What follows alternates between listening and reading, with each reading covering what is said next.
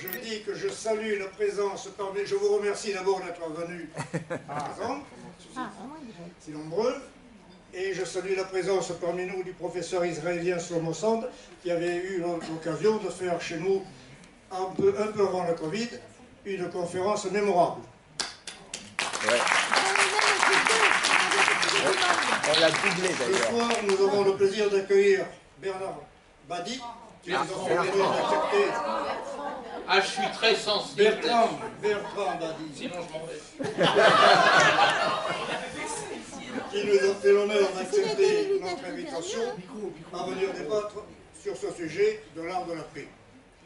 Bertrand Badi est professeur émérite à Sciences Po Paris, c'est un spécialiste des relations internationales. Il a écrit de nombreux livres sur ce sujet. Il va nous parler de l'art de la paix.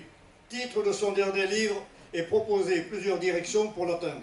Parce que l'on se pense en paix, mais en fait nous sommes dans une situation de non-guerre, où il n'y a jamais eu d'interruption dans la chaîne des conflits depuis la fin de la Deuxième Guerre mondiale, principalement en Europe, surtout durant la période de la guerre froide, entraînant des dizaines de millions de morts.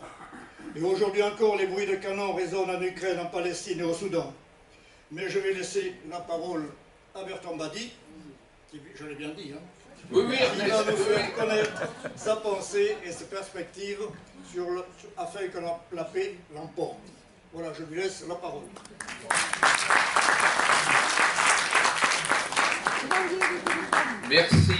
Merci beaucoup. Merci de m'avoir invité.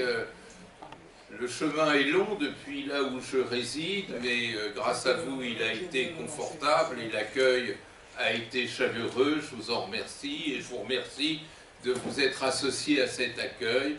Et je suis très touché, très honoré de retrouver le doyen Charvin, de retrouver mon ami le professeur Shlomo Sand, qui est emblématique en même temps de nos souffrances et de notre ardeur en faveur de la paix.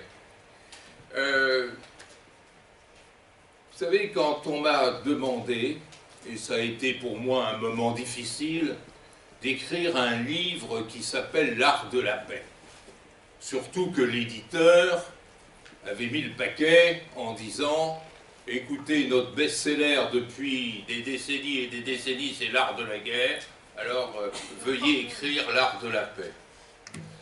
Je n'avais même pas mon tube de Lexovil avec moi, donc j'ai eu un moment d'hésitation, de crainte, et puis est venu un flash dans mon esprit. Ce flash, c'est que quand vous allez dans les librairies, quand vous allez dans les bibliothèques, quand vous regardez les bibliographies, vous trouvez des dizaines, des centaines d'ouvrages sur la guerre et pratiquement aucun sur la paix.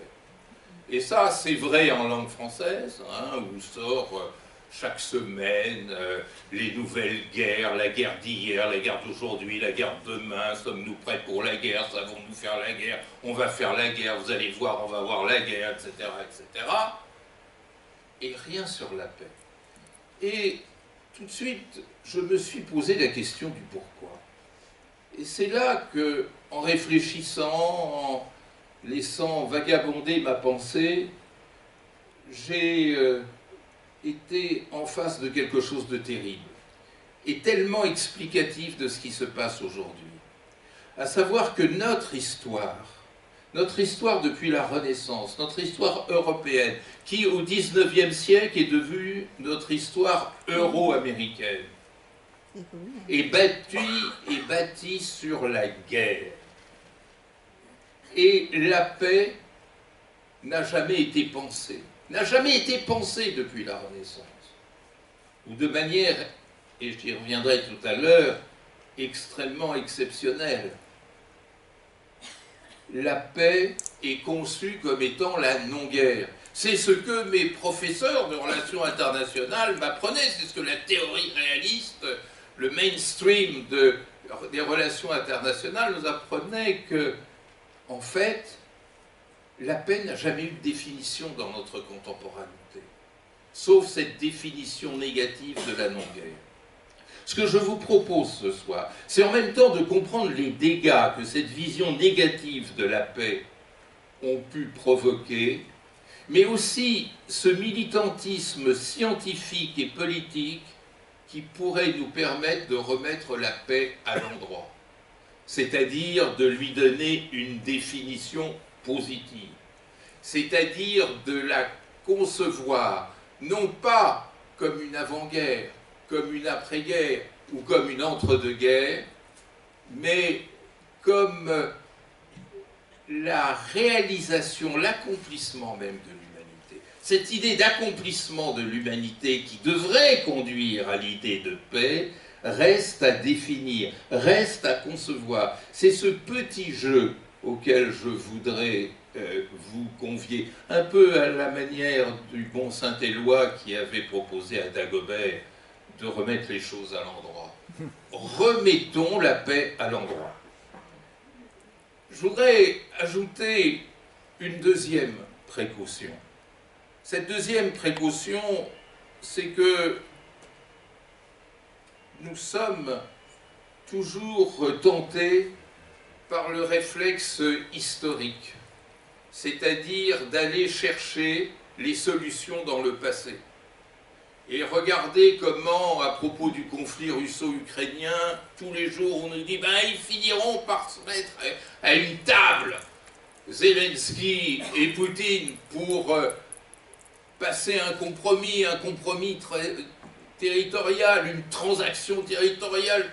Je te prends ça, je te donne rien. Eh bien, ça c'est l'histoire, ça c'est le passé. Mais avez-vous remarqué, et c'est terrible d'un certain point de vue, mais peut-être d'un autre encourageant, que depuis 1945, il n'y a jamais eu de traité de paix réel. Et que même les deux guerres mondiales n'ont jamais donné lieu à une négociation transactionnelle. La paix de Versailles, elle a été négociée entre les vainqueurs et imposée aux vaincus. La Seconde Guerre mondiale n'a même pas eu de négociation de paix, sauf peut-être ces négociations après paix entre vainqueurs. Potsdam, Yalta, Yalta, Potsdam. Et puis regardez tous ces accords qui ont été passés depuis 1945.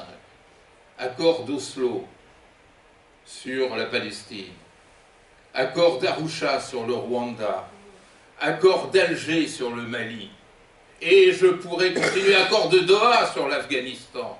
Que valent ces accords? Qu'ont-ils apporté? Rien. Ça veut dire que notre façon de toujours poser les problèmes contemporains par référence à un passé révolu ne débouche sur rien. Ce que je voudrais aussi montrer ce soir, c'est que la paix est possible, mais par d'autres chemins que ceux que l'histoire a illustrés. Et puis, j'ajoute une troisième précaution, avant de passer à l'entrée, on est toujours dans l'apéro, si vous voulez. La troisième précaution, c'est qu'on a abusé, dans l'analyse des relations internationales, d'une réflexion objectiviste, comme si les relations internationales, c'était la mécanique du monde. Non, ça a pu l'être. Ce que je voudrais plaider devant vous, c'est que les relations internationales sont de plus en plus subjectives, transitent de plus en plus par des pensées humaines. Et ces pensées humaines, elles sont décalées les unes par rapport aux autres parce qu'héritières d'histoires différentes. Non pas de cultures différentes, je ne veux pas essentialiser les différences entre humains, mais nous autres, 8 milliards d'humains sur cette terre, nous avons des histoires différentes, des expériences différentes, une façon différente de voir les choses. Et je voudrais vous citer une anecdote que vous retrouverez dans mon livre si vous l'achetez, ça c'est un petit teaser, là-bas. C'est une conférence que j'ai été amené à faire à Conakry, capitale de la Guinée, où je disais cela. Où je disais, mais la théorie des relations internationales définit la paix simplement comme une non-guerre. Et à ce moment-là, un jeune étudiant s'est levé, il était au premier rang. Et il m'a dit, mais pas du tout. Chez nous, les Peuls, la paix a une définition qui n'est pas négative. En langue poulard, la paix, c'est la santé du groupe, c'est la santé sociale. C'est tout à fait remarquable quand on y réfléchit. Alors je me suis précipité vers cet immense travail de linguistique comparée. Alors je n'ai fait qu'interviewer mes collègues, je n'ai pas de compétences. Mais mes collègues sinologues m'ont dit, le premier idéogramme qui a représenté la paix en chinois, c'est une femme sous un toit. Alors certains disent c'est du machisme, d'autres disent c'est du féminisme, c'est ni l'un ni l'autre. Cet idéogramme renvoie à une autre facette de la paix que l'on ne prend pas assez en considération, l'idée d'intégration, l'intégration du foyer. Il n'y a pas de paix sans intégration, il n'y a pas de paix sans santé globale, nous disait notre ami Peul, il n'y a pas de paix sans intégration, nous disent nos amis chinois. Et en arabe, salam, et en hébreu, shalom, renvoie aussi à cette idée de santé. Et donc nous vivons, nous autres, Européens, dans une drôle d'exception. Une drôle d'exception parce que nous sommes les héritiers de l'Empire romain. Or, Rome a été fondée par Romulus et Rémus, qui était le papa de ces deux jumeaux, le dieu Mars. Dans notre légende, dans notre mythologie, nous sommes les enfants de la guerre. Et donc, le mot paix, qui vient du latin pax, renvoie à ce mot qui lui-même dérive de pactum, c'est-à-dire la paix, lexicalement est conçue dans notre histoire comme étant un compromis, un marchandage, un pacte.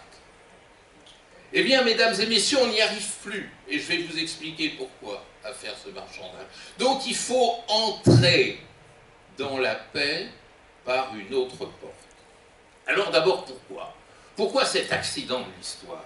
Cet accident de l'histoire, il date bien de la Renaissance. Et je voudrais rendre hommage à un formidable historien et sociologue états-unien que j'ai eu la chance de connaître, et hélas décédé aujourd'hui, Charles Tilly. Et Charles Tilly avait une formule lorsqu'il réfléchissait sur la construction de l'État-nation au cours de la Renaissance européenne. Il disait « war-making, state-making, state-making, war-making ».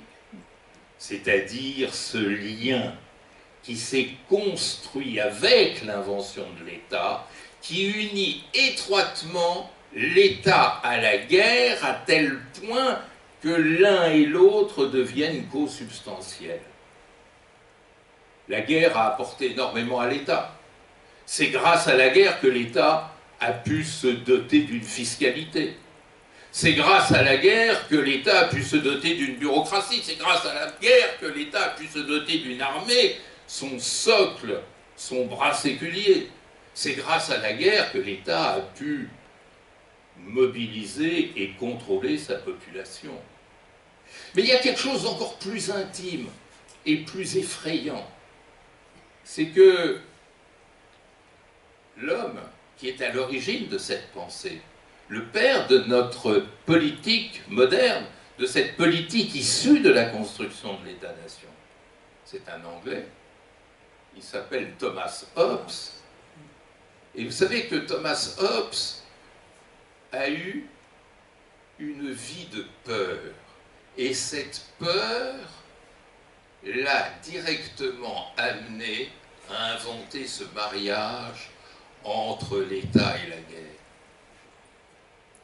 Quand Maman Hobbes était enceinte, c'était en 1588, et elle venait d'apprendre, probablement par la BBC, que Philippe d'Espagne montait une invincible armada qui devait envahir l'Angleterre. Elle était tellement terrorisée qu'elle a accouché au bout de 6 mois de gestation. le grand Thomas Hobbes est un prématuré. Et à peine avait-il 2 ans que papa Hobbes a quitté le foyer. Et il s'est remis, on se remet hélas des pires horreurs. À l'âge de 30 ans, il rencontre la guerre de 30 ans, qui est probablement l'une des plus sanglantes de notre histoire moderne. Et puis, comme si ça ne suffisait pas, quelques années plus tard, une guerre civile très violente en Angleterre. Et donc cet homme a construit une anthropologie de la peur.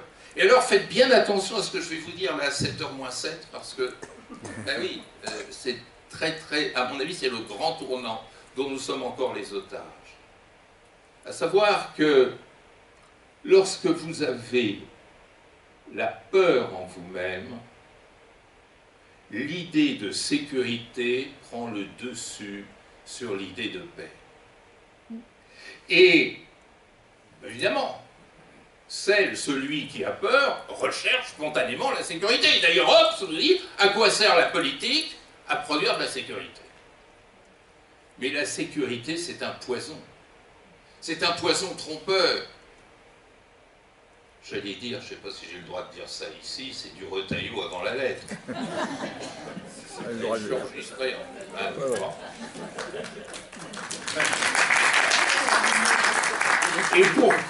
Et pourquoi ce concept de sécurité est un piège?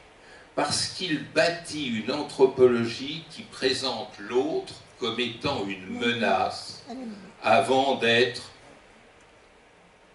un pôle de solidarité.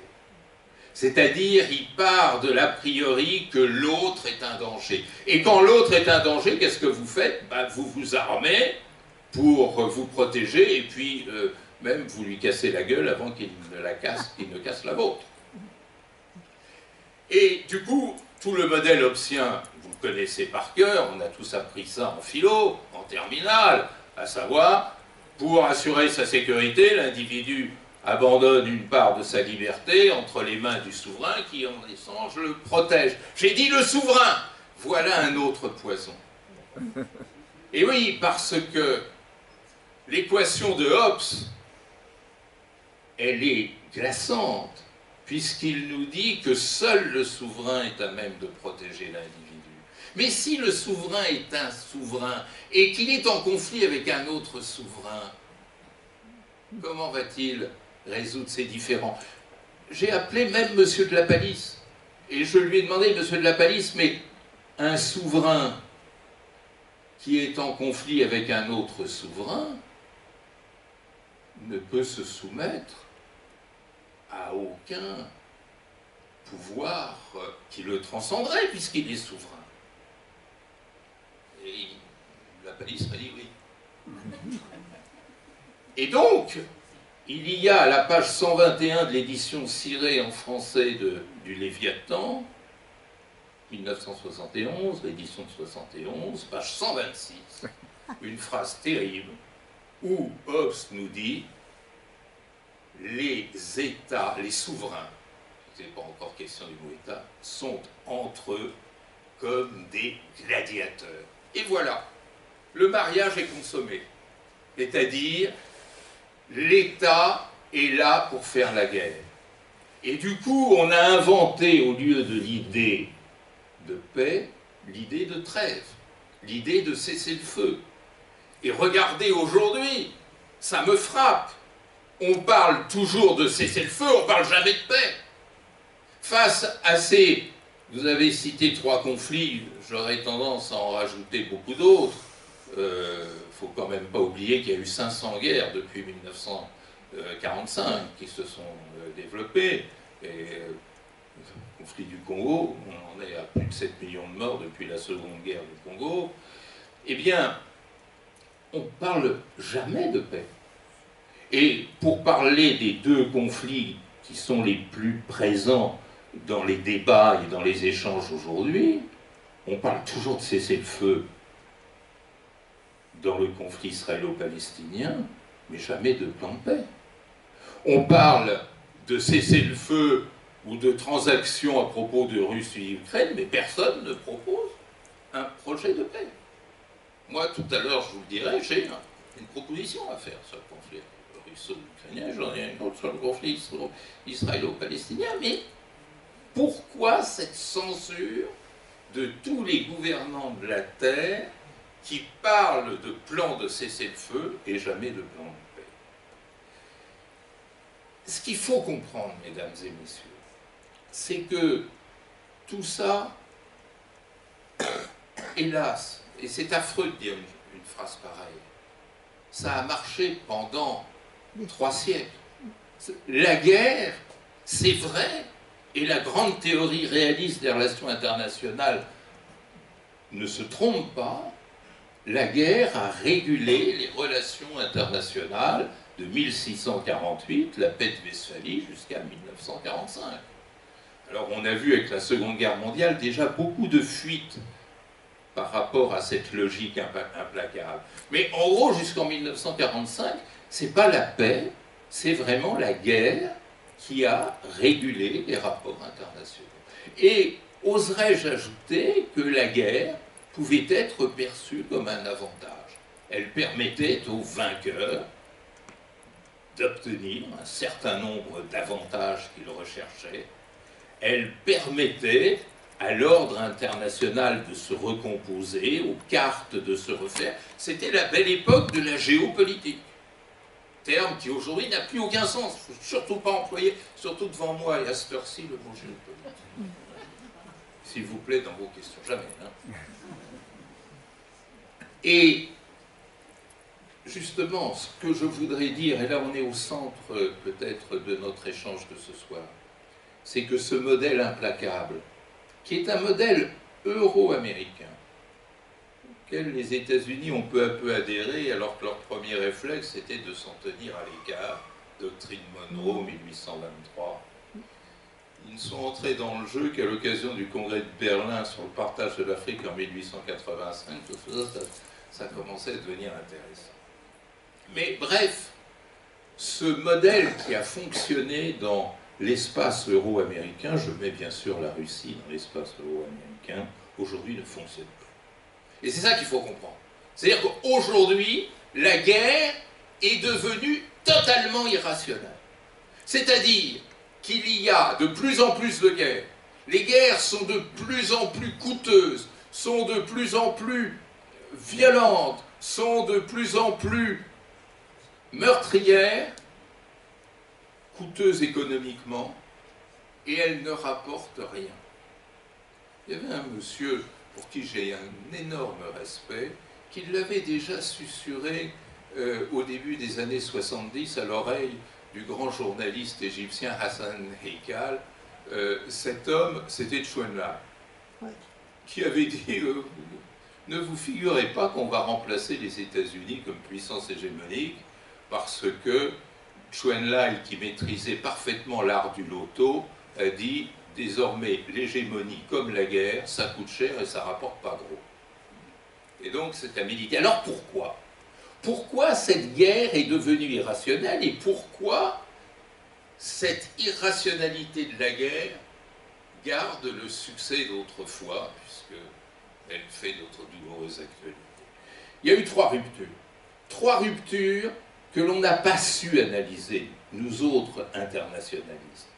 Et que même aujourd'hui, avec ce bornage de la liberté de recherche et d'expression, nous n'avons plus tellement le droit d'interroger.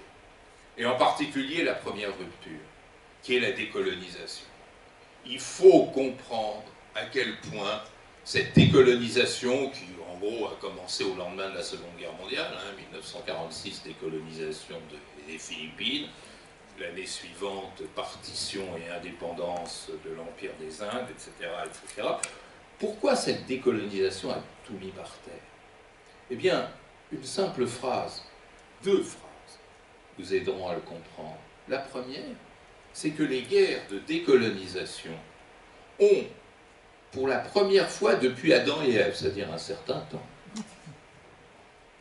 établi que le faible pouvait gagner sur le fort. Et je dirais même que si on regarde les guerres depuis 1945, La plupart d'entre elles se sont terminées, comme on dirait en football, par des matchs nuls, où personne ne sait exactement qui était le vainqueur et qui était le vaincu. Mais quand il y avait des vainqueurs, à quelques rares exceptions près, le vainqueur était le plus faible. Je n'avais que 4 ans lors de Dien Bien Phu, mais c'est comme si c'était hier. Je revois encore la tête de mon oncle maternel. Mon oncle paternel, lui, il trouvait ça tout à fait normal, parce qu'il était persan. Hein. Mais mon oncle maternel, qui était de Soissons, ne comprenait pas. Le général de Gaulle, peu avant Dien Bien Phu, et Dieu sait le respect que j'ai pour cet homme, dit « La France ne peut pas être vaincue en Indochine, car elle est plus puissante. » Voilà.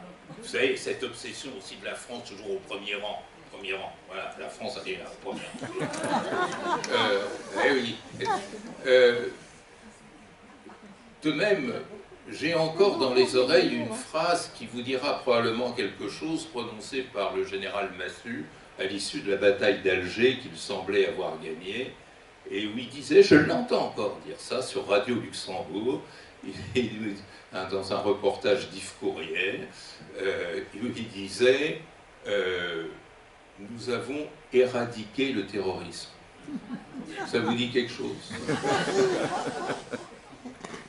Et à l'occasion de la commémoration du 8 mai 1945, je disais cette phrase du général Raymond Duval, qui avait commandé cette formidable répression de Sétif et de Guelma, qui, un peu à l'instar du 7 octobre, avait pour origine des atrocités qui avaient été commises à l'époque par ce qu'on tenait effectivement pour des terroristes algériens.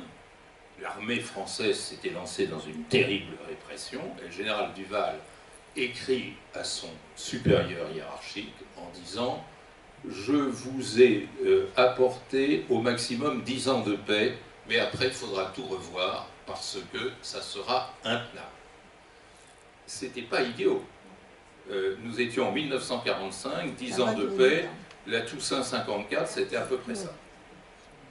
Et donc, il y a là, mesdames et messieurs, quelque chose de très mystérieux et de très fort, c'est-à-dire la manière dont l'énergie sociale est devenue un paramètre décisif de la guerre, défiant totalement Hobbes, la pensée stratégique et Clausewitz en particulier.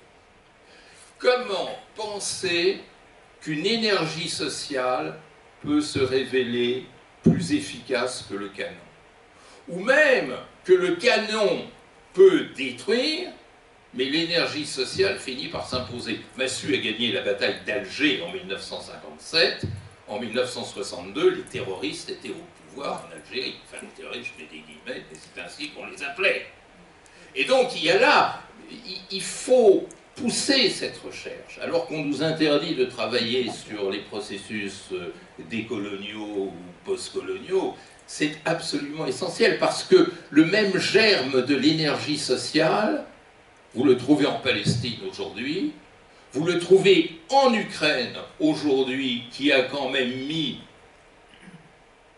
en déroute cette colonne de chars russes qui, le 24 février 2022, se précipitait sur Kiev. Cette énergie sociale, vous la retrouvez dans la guerre du Vietnam. Cette énergie sociale, vous la retrouvez, qu'elle plaise ou qu'elle plaise pas, hein, je ne veux mettre aucune étiquette là-dessus, en Afghanistan, qui par 2 fois ont mis en déroute et l'armée soviétique et l'armée américaine. Vous la retrouvez, cette énergie sociale, dans tout un ensemble de conflictualités. Au Yémen, il y a une énergie sociale qui est mise en déroute, et l'armée saoudienne et l'armée émiratie. Comment expliquer cette énergie sociale? Eh bien, je l'explique par le fait que désormais, et de plus en plus, les relations internationales réservées aux princes font aujourd'hui l'objet d'une appropriation sociale. Et c'est ça qui est extraordinaire. C'est qu'on n'a pas su ni prévoir, ni analyser l'entrée des sociétés dans les guerres. La Seconde Guerre mondiale était un tournant de ce point de vue. Après tout, la résistance est l'expression déjà d'un début d'appropriation sociale. Donc c'est vraiment une plaque tournante. Et une plaque tournante où l'horreur qu'inspirait l'Holocauste de la Seconde Guerre mondiale créait de l'énergie. Pardonnez cette très personnel exemple. Mon père était persan, immigré persan, et il se trouve qu'il est passé sa thèse, ses études de médecine en France, puis sa thèse. En juillet 1939, il ne pouvait pas retourner dans son pays, donc on lui a demandé de tenir les services d'urgence. Il s'est engagé dans la résistance, il n'était pas français, il était lié par aucune relation d'allégeance avec l'État français, il haïssait le nazisme, et il a mis cette énergie sociale dans ce combat. Donc vous voyez, il y a là quelque chose qui s'est retourné, mais qu'on ne veut pas voir. Et qu'on ne veut pas voir parce que admettre cette appropriation sociale de la part des princes, des titulaires, des détenteurs du pouvoir politique, c'est accepter une régression de ses propres ressources de pouvoir. Et c'est ça le paradoxe, mesdames et messieurs, de la guerre aujourd'hui. La guerre est irrationnelle pour tout le monde, sauf pour les princes, un Netanyahou ou un Poutine ou un Kagame, qui en ont besoin pour exister sur la scène internationale. Et tous les jours, je prie pour que ça n'habite pas trop la tête de M. Narendra Modi dans le contexte de la tension entre l'Inde et le Pakistan. C'est la même logique à chaque fois, c'est-à-dire ce découplage entre une rationalité princière et une rationalité d'État. Autrefois, elles étaient parfaitement unifiées et faisaient que la guerre était l'instrument commun au prince et à l'État. Aujourd'hui, elle sert le prince, elle ne sert plus l'État, et du coup, elle fait souffrir la collectivité. Mais la décolonisation a eu un autre effet. C'est justement de banaliser cette multiculturalité, c'est-à-dire de concevoir deux choses qui sont absolument essentielles, à savoir, un, que la paix n'a pas le même sens d'une histoire à l'autre. J'ai fait plusieurs conférences en Chine l'automne dernier. Je voyais des collègues chinois, quand ils parlaient de la paix, employer des catégories qui m'étaient totalement étrangères. Comment voulez-vous faire la paix avec quelqu'un si vous ne savez même pas comment ce quelqu'un pense la paix? Et ça amène à quelque chose de fondamental. Révolutionnons et les relations internationales et la diplomatie. Les trois questions qui comptent aujourd'hui, c'est comment l'autre perçoit l'événement que nous vivons communément tous les deux. Moi, j'étais au Tchad au moment où a éclaté le conflit russo-ukrainien. Mes amis tchadiens n'avaient pas du tout la même lecture que moi. Deuxième question, comment l'autre me perçoit? Parce que autant euro-américains, autant westphaliens, les princes, ils étaient d'une même histoire, d'une même culture, même d'une même famille, ils se mariaient entre eux. Au bout d'un moment, ça avait un effet que Goya a très bien su dépeindre, n'est-ce pas? Donc il n'y avait pas de problème de code entre eux. Et maintenant, la grande question, c'est mais est-ce que l'autre me perçoit comme j'imagine qu'il me perçoit? Et ça, c'est une très très grande question. Et la troisième question, c'est comment l'autre imagine que je le perçois. Et ça, c'est la question qui tue, parce que c'est de là que naît l'humiliation qui est devenue la pathologie dominante des relations internationales. L'autre a le sentiment que je le perçois comme inférieur à moi. Quand un président de la République, puisque je suis enregistré, je ne dirai pas duquel il s'agit, c'est d'un pays européen, dit l'ingratitude est une maladie qui n'est pas transmissible à l'homme, parlant de l'ingratitude qu'il prêtait aux chefs d'État africains, bah, ça fait quand même frissonner. Ou alors c'est une faute de français. Parce que peut-être qu'il voulait dire que l'ingratitude n'est pas un mal qui se transmet entre humains. Mais là, il a dit qu'il se transmet à l'humain, c'est-à-dire que ça vient de l'animal. Embêtant. Bien. Et tout ça, ces trois questions, c'est des questions de la nouvelle diplomatie. Et c'est des questions qu'on ne sait pas se poser et qui nous rapprochent peu à peu, puisque je vais être obligé de m'arrêter, de la définition de la paix. À savoir, la paix, c'est d'abord l'altérité. Alors que nos relations internationales, notre diplomatie, se trouve encore aujourd'hui conçue sur un mode vertical. C'est-à-dire, je suis supérieur aux autres, et si les autres ne me ressemblent pas, c'est qu'ils ne sont pas assez développés. Et donc, à mesure qu'ils me ressembleront, eh bien, ils se seront développés. Évidemment, ça ne se produira jamais comme ça. Nous sommes les héritiers de Jules Ferry, de cet homme qui considérait que les races supérieures doivent éduquer les races inférieures. Et nous ne comprenons pas cette horizontalité. Comment voulez-vous faire la paix sans horizontalité? Si vous considérez que les Palestiniens sont des animaux, comme l'avait dit l'ancien ministre de la Défense israélien, comment peut-on même imaginer une problématique de paix? Cette quête de l'altérité, elle reste à faire.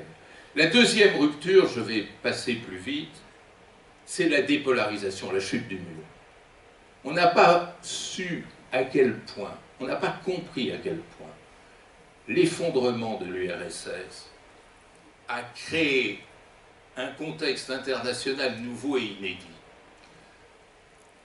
La chute du mur, c'est le 9 novembre 1989, vous le savez, mais je ne crois pas que ce soit l'événement le plus déterminant. Le plus déterminant, il a eu lieu quelques jours après, le 2 décembre 1989. Je ne sais pas si vous savez ce qui s'est passé le 2 décembre 1989. Eh bien, le président de l'URSS, Mikhail Gorbatchev, rencontre le président des États-Unis, George H. Bush, le père de George W. Bush, sur un bateau de guerre américain en rade de La Valette. Et à ce moment-là, dans la conversation, Gorbatchev dit à Bush, qui en est resté bouche bée, c'est de là qu'est venue l'expression d'ailleurs. Elle dit, l'URSS n'est plus intéressée à la compétition avec l'Occident. Cette phrase pourrait paraître banale, mais elle a fait se retourner Hobbes dans sa tombe. Parce que c'est tout le principe du jeu international qui était remis en cause. L'idée de Gorbatchev, qui était un pionnier et qu'on a maltraité, que l'on a humilié, c'était que nous entrions dans une nouvelle époque où la compétition non seulement ne faisait plus recette, mais devenait contre-productive. C'est un peu dans le sens de ce que je disais tout à l'heure, et qu'il fallait lui suppléer un nouveau style de relations internationales, davantage marqué par l'interdépendance. Et George H. Bush, je crois, a été assez sensible à cette formule. Alors, on raconte que, rentrant dans sa cabine, il s'est dit, il n'y a plus d'URSS, we were two minus one is one, so we are in a unipolar world. Et ça, on l'a cru pendant 5 ans, en gros. On était dans un moment unipolaire. Mais 2 moins 1 fait 1 en mathématiques, pas en relations internationales. 2 moins 1 en relations internationales, ça fait 0. C'est-à-dire, on est entré dans une situation très étrange où la disparition de ces deux pôles qui se faisaient face a complètement dépolarisé le monde. c'est-à-dire la atomiser, la fluidifier. Ce qui fait que peu à peu, et ça c'est vraiment très très important, la plupart des joueurs, c'est-à-dire des États, et notamment du Sud global, ont compris que l'alignement, la clientélisation, l'alliance, le campisme, c'était coûteux et ça ne rapportait plus rien, et même c'est plus nécessaire parce qu'il n'y avait plus de camp en face. Et que donc il fallait jouer la fluidité. Et c'est ainsi, mesdames et messieurs, qu'a été inventé le polyamour diplomatique. L'union libre diplomatique qui a remplacé l'alliance. L'alliance, c'est ça, c'est fini. Maintenant, polyamour diplomatique. Regardez quelqu'un comme MBS, Mohamed Ben Salman. Un jour avec Poutine, un jour avec Trump, un jour avec Xi Jinping. Il aimerait bien un jour avec Netanyahou, d'ailleurs, il y a eu pas mal de contacts.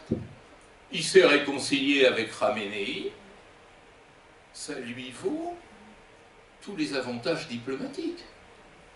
Regardez l'autre champion de l'infidélité du polyamour, Erdogan, membre de l'OTAN, flirtant avec à peu près tout le monde, et Poutine, et Khamenei, et Mohamed Ben Salman, et à un moment même il avait essayé Bachar al-Assad, maintenant il essaye Shara, plus compliqué qu'on ne le dit d'ailleurs le concernant. Eh bien ces deux personnages, Mohamed Ben Salman et Erdogan, sont ceux qui ont tiré le plus de dividendes diplomatiques depuis la fin de la bipolarité. Et donc, ce jeu de fluidité, il impose une autre grammaire des relations internationales. Et qui fait qu'il est complètement idiot, par exemple, de dire, comme on l'entend sur TF1, TF2, TF3, TF4, TF5, que la Russie et la Chine sont alliés. Les collègues chinois ont dit qu'il n'y a pas de mot en chinois pour alliance, c'est pas ce que dire. Et si vous regardez l'histoire multimillénaire de la Chine n'a jamais été alliée à personne. Il y a bien eu un traité sino-soviétique en 1950, mais a été signé dans les pires conditions. Mao est revenu furieux de Moscou, ça a été signé, et puis ça n'a pas tenu 10 ans. Et donc, il faut adhérer à cette nouvelle grammaire et il faut en tirer le profit. L'une des faiblesses de la diplomatie française, de la diplomatie occidentale, européenne en général, c'est de ne pas savoir multiplier les partenariats. Ne pas savoir, notamment, s'ouvrir à ceux qui ne sont pas du club et de l'entre-soi. Et puis, la troisième rupture, c'est la mondialisation. Alors, vous savez, je ne sais pas si vous faisiez comme ça, mais nous, quand on a envie de coller un étudiant, on lui posait comme question, définissez la mondialisation. Et on était sûr par avance que c'était bon pour septembre. Ben oui, parce que personne n'a su. C'est quand même effrayant. Personne n'a su, depuis que ce mot existe, le définir convenablement. Et vous savez comment on fait en science quand on ne sait pas définir un concept? Eh bien, on le définit, on l'appréhende par ses symptômes. La maladie qu'on ne sait pas définir, on dit ses symptômes. Et la mondialisation, on est d'accord. Là, je rends hommage à ce très grand chercheur universitaire néerlandais, Jan Hartscholdt, qui a été le plus loin, je crois, dans la définition de la mondialisation, repérant 3 symptômes. L'inclusion, c'est-à-dire pour la première fois depuis Adam et Ève, les revoilà, tous les humains sont sur la même scène internationale, ce qui est extrêmement difficile à gérer. Vous savez, le système international que nos parents ont connu, et que même nous avons connu, c'était un système, quand on était enfant, c'était un système régional. Maintenant, on est dans un système mondial, c'est-à-dire qui inclut autant les îles Tonga, la Gambie, la Chine, le Lesotho, l'Ouzbékistan, etc., etc. Bon, ça, c'est du jamais vu, on n'a pas de précédent pour gérer ce genre de choses.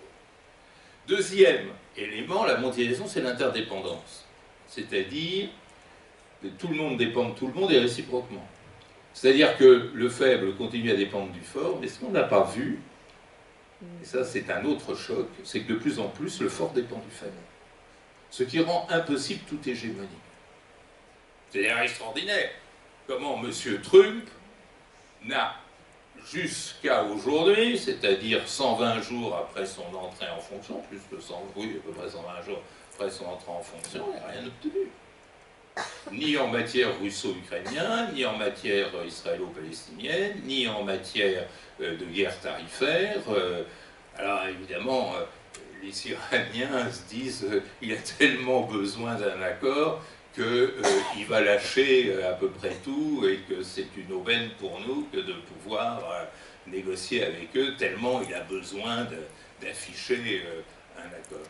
Mais c'est quand même quelque chose d'extrêmement inquiétant de voir que cette interdépendance, qui ne peut être gérée que par le multilatéralisme, n'a même pas de multilatéralisme pour le gérer, dans la mesure où ce multilatéralisme est coincé par le fait qu'au lieu d'inventer quelque chose de nouveau, il a réintroduit quelque chose d'ancien, c'est-à-dire le concert de puissance. Et le concert de puissance, ben, vous le voyez fonctionner, ou plutôt ne pas fonctionner, au Conseil de sécurité. Et puis enfin, un troisième élément de la mondialisation, c'est la mobilité. Vous savez que État et statisme ont la même étymologie, c'est la même racine, que tout l'ordre westphalien repose sur le principe de territorialité. Or, aujourd'hui, avec la virtualité, le territoire n'a plus l'importance qu'il avait. Et même, vous avez une très grande économiste britannique que je respecte beaucoup, Susan Strange, décédée hélas aujourd'hui, qui dit « Mais si l'URSS est tombé, c'est parce qu'il y avait un territoire trop gros. » C'est-à-dire qu'aujourd'hui, il vaut mieux être Singapour que être l'URSS, c'est-à-dire la fixité devient un handicap, là où autrefois elle faisait les beaux jours de la géopolitique. C'est pour ça que je dis que la géopolitique n'a plus aucun sens. Hein. Arrêtez de dire ça, on entend tout le temps la géopolitique du Père Noël, la géopolitique des slips de bain, enfin, ça n'a aucun sens. Bon.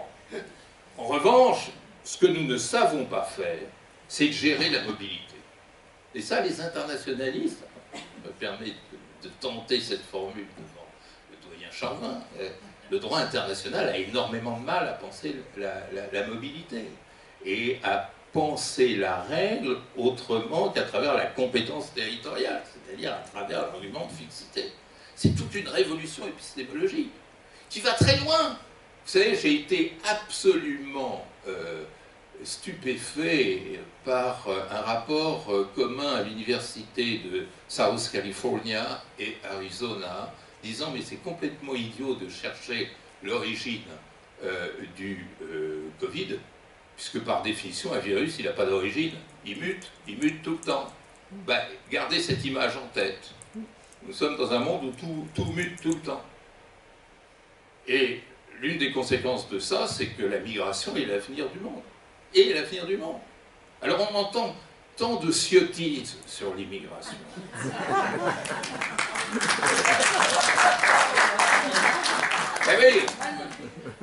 Mais oui, et là, le grand Emmanuel Kant avait déjà dans son traité de paix perpétuelle, nous sommes à l'extrême fin du XVIIIe, pensé l'hospitalité comme règle de paix. C'est-à-dire plus les humains bougeront, plus ils se connaîtront, plus ils deviendront complémentaires et interdépendants, et plus ils sauront sécréter ce nouvel ordre mondialisé. Alors, je termine, hein, il faut que j'arrête, c'est ça? Non. Ah oui, non. Oh, oui. Oh, vous êtes vraiment très gentil. Non, peut pas passer après. Non, enfin, je vais quand même peu à peu nous conduire vers la porte de sortie. Je vous disais tout à l'heure en commençant, il faut refaire passer la paix devant la guerre, alors qu'elle ne faisait que se cacher derrière son nom. Et la coupure de courant, c'est bien Hobbes, c'est bien notre modernité politique euro-américaine. sachons regarder ailleurs et avant. Et retournons aux choses simples, aux hommes simples qui sont les plus grands.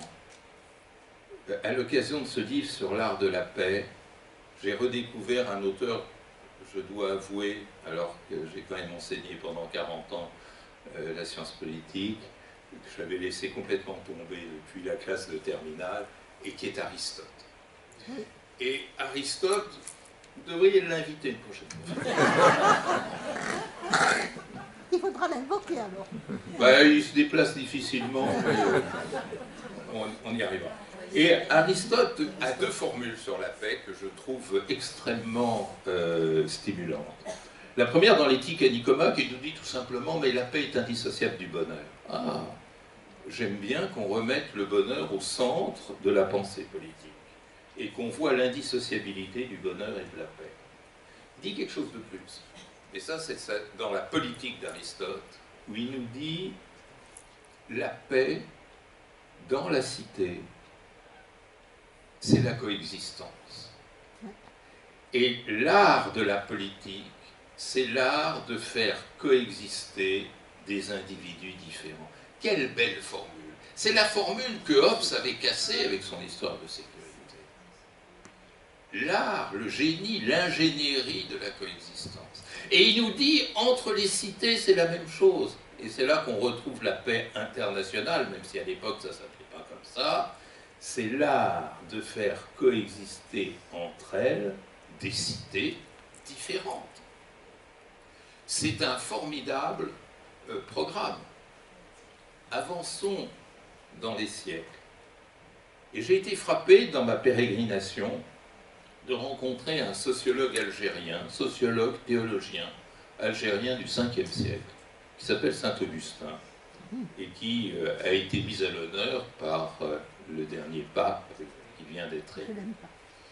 Et quelle n'a pas été ma surprise de découvrir, sous la plume de cet homme que, à part dans certains monastères cloîtrés, on n'enseigne plus, cette phrase extraordinaire. La paix, c'est faire en sorte que chaque humain puisse manger à sa faim et consommer de l'eau pure. Saint-Augustin écolo. Attention. Mais derrière ça, vous découvrez quelque chose qui pour moi est fondamental. Pourquoi nous sommes-nous trompés en cachant la paix derrière la guerre? Parce qu'on n'avait pas vu l'essentiel. La guerre n'est qu'une blessure parmi tant d'autres infligées à la paix. La paix est bien, l'idée de paix est bien supérieure à l'idée de guerre. Ce n'est pas son contraire, ce n'est pas vrai. La paix inclut toute une réflexion sur ce que le grand Kofi Annan aurait appelé la sécurité globale. Ce que le PNUD, dans son génie, et je voudrais rendre hommage à ce programme des Nations Unies pour le développement, dans son grand rapport de 1994, appelait la sécurité humaine, c'est-à-dire l'inverse. C'est-à-dire cette sécurité dont l'humanité collective a besoin.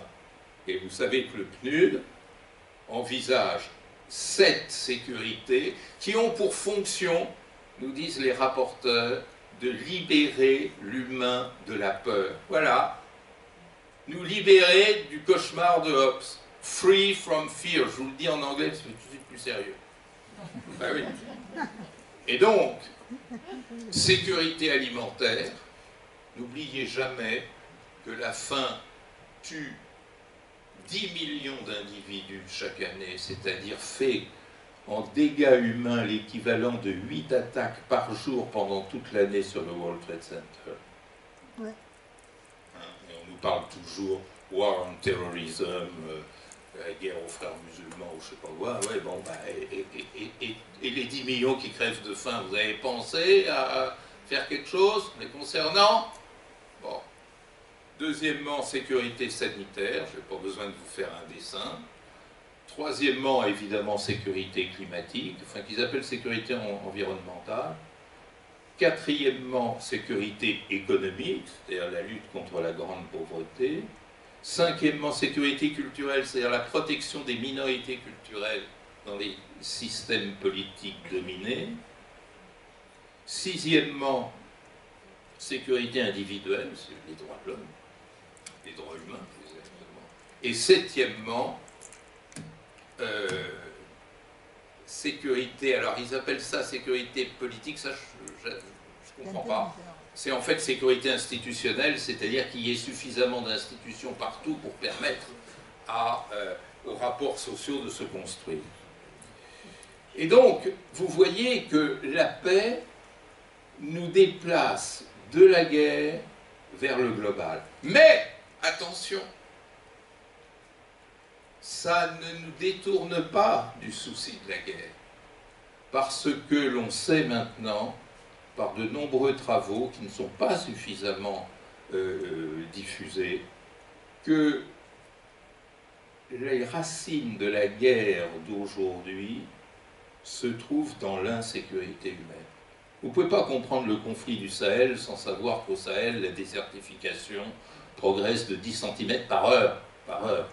Et les conflits que ça implique entre cultivateurs et éleveurs, par exemple, qui sont en situation de concurrence, entre pêcheurs qui ne peuvent plus pêcher et qui remontent vers la terre et qui piquent les terres des cultivateurs, ou qui siphonnent les pipelines, ce qui provoque des dégâts écologiques colossaux, et ainsi de suite.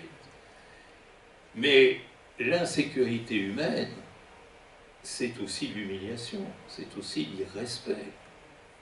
Et le conflit israélo-palestinien nous montre à quel point l'inégalité de statut social, de reconnaissance, peut être source de conflits, de violence, et pire encore, d'un troisième degré qu'on n'ose pas regarder en face, mais qui est à la source de tous les malheurs et les atrocités dont nous sommes témoins, et que j'appelle la rage. La rage. La rage, c'est lorsque le désespoir et l'humiliation ont atteint un tel niveau que le respect de l'autre est complètement gommé. Ce qui donne les massacres du 7 octobre. Et donc, alors, il ne s'agit pas d'excuser, vous comprenez bien, il s'agit de comprendre. Et comprendre comment, lorsque on cesse de regarder la boussole de cette sécurité humaine, tant matérielle que symbolique, eh bien, on tombe dans une rage qui entretient toutes les violences. C'est quelque chose contre lequel la diplomatie n'a pas de thérapie, et c'est la raison pour laquelle je plaide pour un traitement social des conflits. Je pourrais vous donner multiples exemples, mais on irait trop loin, et qui vont dans ce sens. Et vous savez, c'est pas nouveau, parce que dans la litanie des auteurs que je vous cite, tiens, il y en a un, je vous le conseille pour votre prochain dîner en ville. Si vous voulez épater le beau-frère ou le voisin ou je ne sais pas qui, vous lui parlez d'un auteur absolument incroyable qui est Marcille de Padoue. Sortir Marcille de Padoue dans un dîner en ville, ça vous cloue le bec. Hein. Marcille de Padoue est un Italien, comme son nom de Padovin l'indique, et c'était un gibelin, c'est-à-dire un partisan de l'empereur contre le pape. En 1324, le pape Jean XXII, celui qui avait construit le palais des papes à Avignon, mais qui était un assez méchant homme, avait excommunié et l'empereur et son conseiller, Marcille de Padoue. Pour se venger, Marcille de Padoue a écrit le Defensor Pacis. Donc, si vous avez fait un peu de latin, donc, le défenseur de la paix. Le défenseur de la paix, c'est quand même... C'est dommage que cet ouvrage soit complètement oublié. C'est un des rares qui directement prend fait et cause pour la paix. Et il nous dit, il y a un bon argument à opposer au pape en faveur de l'empereur. C'était l'époque où on était encore dans la théocratie pontificale, donc où le dominé c'était l'empereur et le dominant c'était le pape, c'est que seul l'empereur est capable de faire la paix, ce qui n'intéresse pas du tout le pape, disait Marcille de Padoue. On voyait qu'il voulait se venger de la vacherie que le souverain pontife lui avait faite. Et alors il définit la paix dans ce livre. C'est un des rares endroits où j'ai trouvé une définition de la paix. Il nous dit la paix, c'est le sufficientia vitae, ce qui est suffisant pour vivre. C'est tout à fait remarquable. Eh bien, c'est dans cette direction qu'il faut savoir aller. C'est en sachant travailler cette satisfaction des besoins sociaux et des besoins humains qu'un grand auteur comme David Mitrani a repris dans son Working Peace System publié en pleine Seconde Guerre mondiale, c'est en allant vers ce chemin du systémique et du collectif qu'on peut enfin découvrir ce qu'est la vraie paix et que l'on va abolir, étouffer, neutraliser ce poison que constitue la compétition entre intérêts nationaux. La compétition entre intérêts nationaux, c'est Hobbes, c'est les gladiateurs, c'est la guerre. Le travail sur le collectif, l'appréhension systémique, c'est justement la manière de substituer à une compétition qui est nécessairement confrontation, l'idée d'un intérêt collectif. Eh bien, je termine en rendant hommage à un homme, qui est Kofi Annan, qui avait parfaitement compris ça. Et je me souviens, il nous avait fait l'honneur de parler à mes étudiants à Sciences Po, et il avait dit, moi, j'ai plus aucune illusion sur le Conseil de sécurité. Le Conseil de sécurité, c'est mort, et si je veux le réformer, il y aura toujours un détenteur de veto qui mettra son veto sur la réforme du Conseil de sécurité, c'est-à-dire le serpent qui se mord la queue. Et c'est la raison pour laquelle la seule chance de s'en sortir, c'est de promouvoir ce qu'il appelait le multilatéralisme social, ou quelquefois le multilatéralisme complexe. Complex multilateralism or social multilateralism. C'est-à-dire contourner les logiques de puissance pour retrouver des intérêts collectifs qui puissent construire la paix. Mais ça, c'est possible que si nous y mettons tous, car c'est une affaire de comportement social, de militantisme social. Aujourd'hui, heureusement, je termine sur une note positive, le social court plus vite que le politique. Le social impose au politique. Quand le politique ne veut pas voir, eh ben, il y a toujours des campus universitaires, des mouvements sociaux, des expressions d'opinion publique qui, comme on dit en anglais, vous enlèvent le coton qu'on a sur les yeux. Et c'est ça la chance. Pour ça, il faut changer notre système d'éducation. Au lieu d'apprendre au CP toujours les mêmes noms, Vercingétorix, Louis XIV et Napoléon, ben, essayons un peu de leur apprendre Aristote, Marcille de Padoue, Saint-Augustin, Nelson Mandela et quelques autres de même acabit. Et pourquoi on ne le fait pas? Ça c'est pas difficile, on peut commencer demain matin. Je vous remercie. Bravo.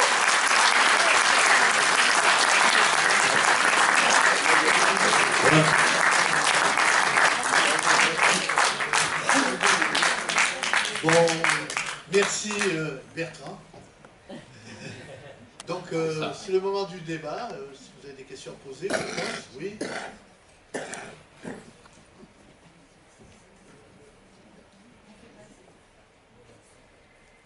Merci, monsieur. Ce n'est pas une question, c'est un remerciement. Parce que vous m'avez donné la réponse à une question que je me posais. Je pensais à si vis pacem parabellum. Et je trouvais qu'aujourd'hui, ça ne sonne pas bien. Et je me demandais d'où ça venait. Et la réponse que vous m'avez donnée, ça vient de la peur, justement. Et la seule sagesse qui permet de vivre, changer cette phrase en vis pacem parabellum. Merci. Nous sommes tout à fait d'accord. Je crois que ça vient de la peur et ça vient aussi de cet inconscient qui fait que dans notre pensée politique, tout passe par la guerre, y compris la paix. Vous savez, je dis toujours qu'on gagnera le jour où, au lieu de dire l'avant-guerre, l'après-guerre ou l'entre-deux-guerres, on dise l'avant-paix, l'après-paix ou l'entre-deux-paix. Si vous dites l'entre-deux-paix en français, on dit tiens, il est grossier. Et je veux faire... C'est moi. Ah, pardon. Une remarque. Et cet exposé brillant a touché tellement de choses dedans que je n'arrive pas encore à ranger ça. Oui. Vraiment, c'était brillant. Une chose m'a manqué dans l'analyse globale de la guerre. C'est le rapport avec les sentiments d'inégalité et égalité. Vous n'avez pas fait de référence à cette mentalité humaine, oui, qui existait toujours, entre deux forces, le sentiment d'égalité et d'inégalité comme cause de la guerre. Je ne crois pas qu'il y avait... Alors, vous avez raison. Les sentiments de l'identité d'égalité et inégalité comme cause de la guerre. Vous avez raison, je n'ai pas assez insisté dessus, mais je l'ai quand même suggéré. C'est-à-dire que lorsque je parlais de la verticalité des relations internationales, il s'est quand même produit quelque chose pour faire durer le vieux système westphalien, qui était égalitaire, hein, entre le XVIIe et le XXe siècle. Les protagonistes étaient comme dans des tournois où ils respectaient l'autre, où ils le considéraient comme égal. Quelquefois l'empereur trouvait qu'il était au-dessus du roi, par exemple, mais fondamentalement, quand François Ier rencontrait Charles Quint, quand Napoléon rencontrait le tsar Alexandre à Tilsit, etc., il y avait toujours une égalité qui tenait à l'unité de culture et à l'unité civilisationnelle. J'ai horreur de ce terme-là, mais ça permet d'évoquer ce qui était en tout cas dans leur tête. Moi, c'est pas dans la mienne, mais c'est dans leur tête. La décolonisation a créé durablement la verticalité, c'est-à-dire les puissants, en étant déçus de ne pas avoir pu maintenir leur ascendant sur les races inférieures, eh bien, ont essayé de réintégrer ce principe d'inégalité des races dans le cœur même du jeu diplomatique. La preuve, c'est que dès que la décolonisation s'est accomplie, on a inventé le minilatéralisme. Qu'est-ce que c'est le minilatéralisme? C'est les clubs de puissants qui se reforment, dont le G7 est la plus parfaite expression. Et d'une façon générale, c'est quand même très intéressant de voir que lorsque la décolonisation s'est opérée, le système onusien n'a presque pas été modifié. Il y a eu deux grands amendements que je ne néglige pas, la création de la CNUSED, la Conférence des Nations Unies sur le commerce et le développement, et le PNUD, l'année d'après, 1964 pour l'un, 1965 pour l'autre. C'est pas négligeable, mais c'est dérisoire par rapport à un Conseil de sécurité qui n'a pas bougé, par rapport à une déclaration universelle des droits de l'homme et des citoyens qui était uniquement occidentale. La commission qui a préparé le texte, très beau texte, au demeurant du 10 décembre 1948, était composée que d'occidentaux, plus un Libanais mais maronite, ben oui, et un Chinois qui avait fait toutes ses études aux États-Unis. Donc, qu'est-ce que ça a créé? Ça a créé un sentiment d'inégalité chez les autres qui a abouti à cette catastrophe détestable qui est le désir des Asiatiques de faire une déclaration asiatique des droits de l'homme, ça c'était Lee Kuan Yew, Mahathir et gens comme ça, une déclaration musulmane des droits de l'homme, une déclaration africaine des droits de l'homme, et paf, l'humanité s'est éclatée. C'est-à-dire, vous avez tout à fait raison, à partir du moment où l'inégalité est ressentie, la contre-offensive, c'est l'identitarisme, militant, c'est-à-dire vous me méprisez, j'existe pas, je vous suis inférieur, ben, je vais m'affirmer et m'affirmer sous les traits les plus durs, les plus cruels, les plus violents. Et c'est effectivement là où nous en sommes. C'est-à-dire toutes les formes de fondamentalisme, et pas seulement en islam, dérivent de cette intellectualisation d'une inégalité dont on se sent victime. Et il en est de même de l'humiliation. J'avais fait un livre sur l'humiliation en 2014, on m'avait dit « Ah oui, ça c'est les émotions de la société ». L'humiliation, ce n'est pas une émotion. L'humiliation, c'est une construction de soi. C'est-à-dire, je me construis dans un monde que je perçois comme m'étant hostile et méprisant. Et donc, ça implique toute une réinvention. Et justement, hier, dans ce déjeuner de travail sur le conflit israélo-palestinien, que vous connaissez beaucoup mieux que moi, j'avais dit à un de mes interlocuteurs, j'avais dit, mais le fond du problème, ce n'est pas de décrire les éléments de coexistence entre deux États palestiniens et israéliens, qui est effectivement la seule solution, mais c'est préalablement convaincre les Palestiniens qu'ils ne sont pas méprisés. Le jour où vous convaincrez une collectivité qu'elle n'est pas méprisée, qu'elle est reconnue, pas seulement au sens juridique du terme, ben, vous créez les conditions d'une vraie paix. Et ça, c'est très difficile. Pourquoi? Parce que la reconnaissance, c'est le contraire de la puissance. Et la puissance, ça reste l'énergie classique des relations internationales. Le propre de la puissance, c'est, M. de la Palisse l'a expliqué, d'affirmer sa supériorité. Or, il n'y a pas de paix tant que celui que vous attaquez se perçoit comme étant tenu pour inférieur à l'autre. C'est ça le fond du problème. Et ça, il y a sûrement une thérapie pour ça. Il y a une thérapie. Oui, bonjour et merci pour votre exposé extrêmement intéressant. Dans votre présentation, donc, vous avez surtout insisté donc, pour les phénomènes, on va dire, de guerre et de paix sur l'apparition du concept d'État-nation au XVIe siècle en Europe.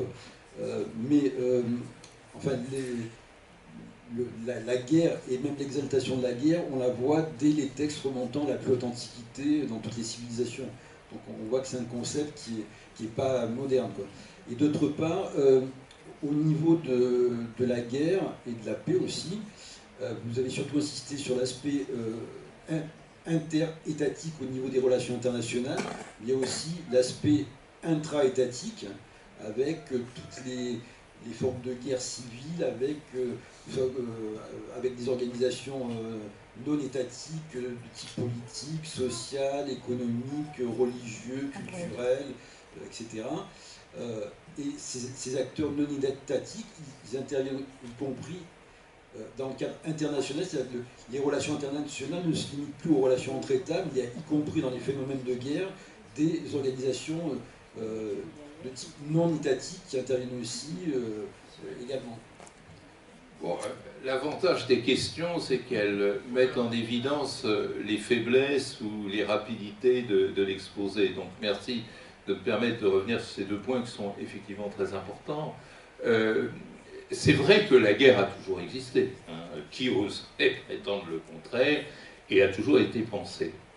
Seulement, lorsque l'on regarde cette guerre antérieure à ce temps de la Renaissance, on s'aperçoit qu'elle n'est pas nécessairement, elle l'est quelquefois, c'est vrai, mais elle n'est pas nécessairement totalement collée à l'idée de pouvoir politique institutionnalisé.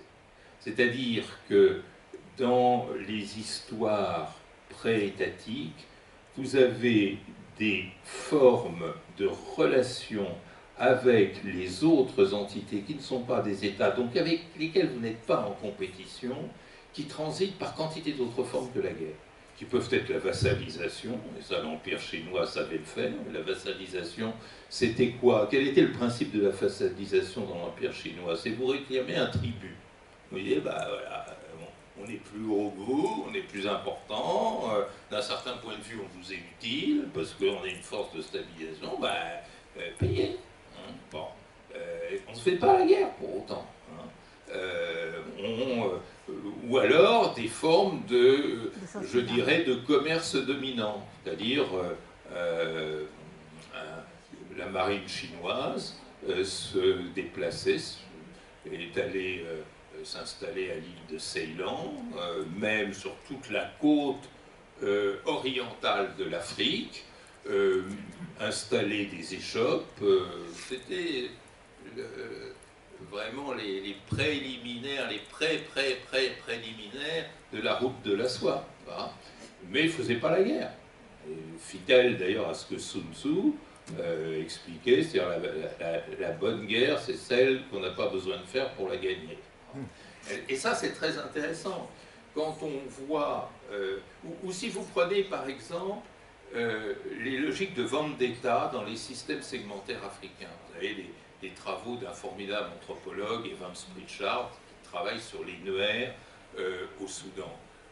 Il montre très bien, bon, vous allez me dire, vendetta, c'est peut-être une guerre. C'est pas tout à fait une guerre, parce que le propre de la vendetta, c'est jamais associé à un pouvoir politique.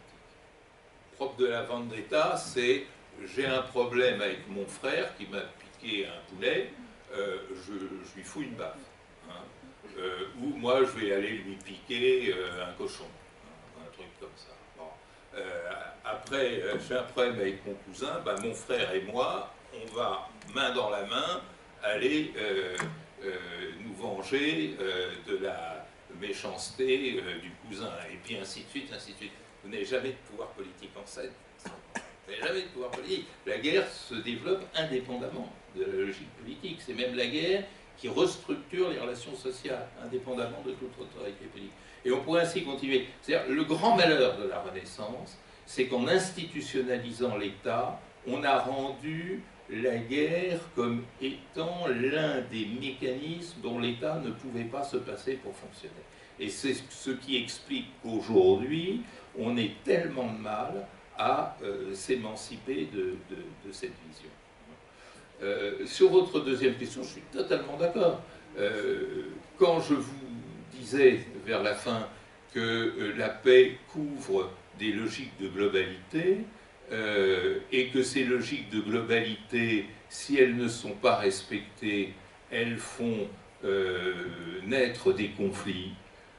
C'est exactement ça que je désignais, c'est-à-dire que les acteurs sociaux, mais aussi les associations, les réseaux, les firmes, les acteurs religieux, etc., vont logiquement entrer dans les guerres. Autrefois, la guerre, c'était une rivalité de puissance entre États. Point. Aujourd'hui, la guerre, c'est plus une rivalité de puissance, c'est une rivalité de faiblesse. C'est-à-dire c'est un effet de décomposition ou de non-composition. Regardez tous les conflits auxquels on assiste, c'est des conflits qu'on appelle, je rentre ce terme, c'est pour ça que je ne vais pas employer, des conflits asymétriques. C'est-à-dire mettant en face à face, des acteurs qui ne se ressemblent pas, qui ne sont pas de même poids. Et le pire, c'est que ce n'est pas le plus fort qui gagne. Pourquoi le pire? Pardon? Pourquoi le pire? Ah oui, vous avez raison. Le pire par rapport au modèle rationalisé tel qu'il existe, oui. C'est réconfortant que le petit puisse gagner. Oui. Alors, moi aussi j'ai été très séduite, professeur.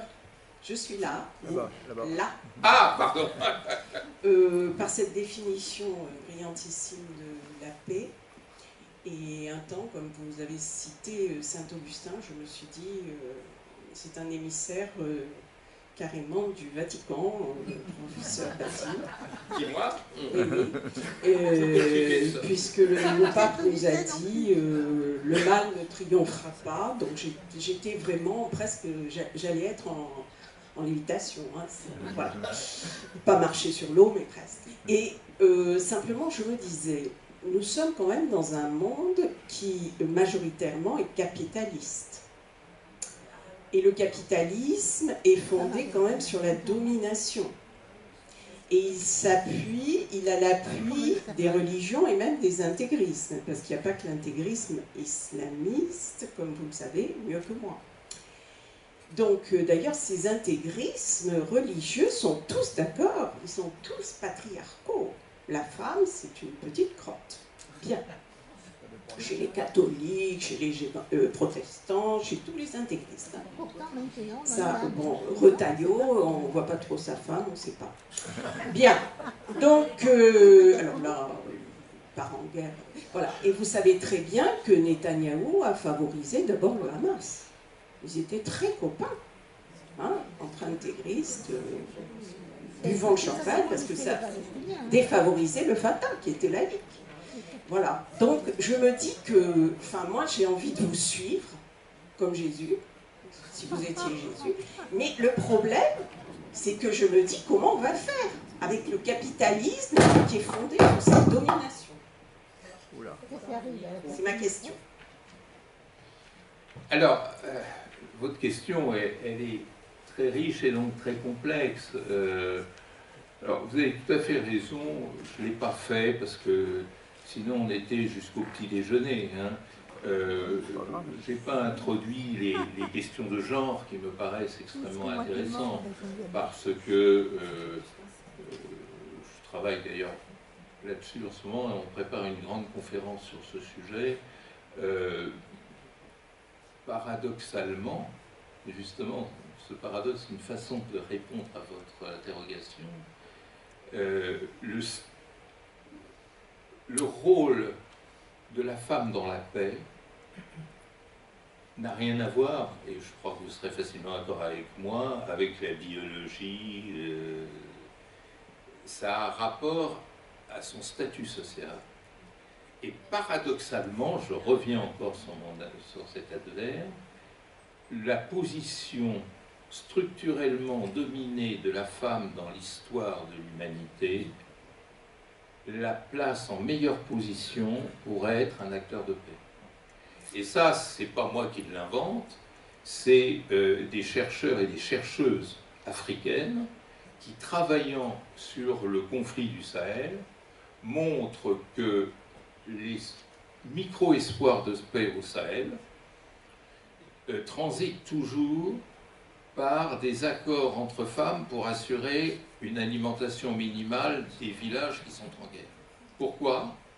Parce que, comme la femme étant reléguée au fourneau, on lui reconnaît un droit d'agir dans ce domaine, là où l'homme est perçu comme un guerrier, donc est fait pour qu'on lui tape dessus et pour qu'il vous tape dessus. Donc c'est très intéressant. Et ça montre en même temps que tout ceci... Vous savez, moi je suis un sociologue plus qu'un économiste.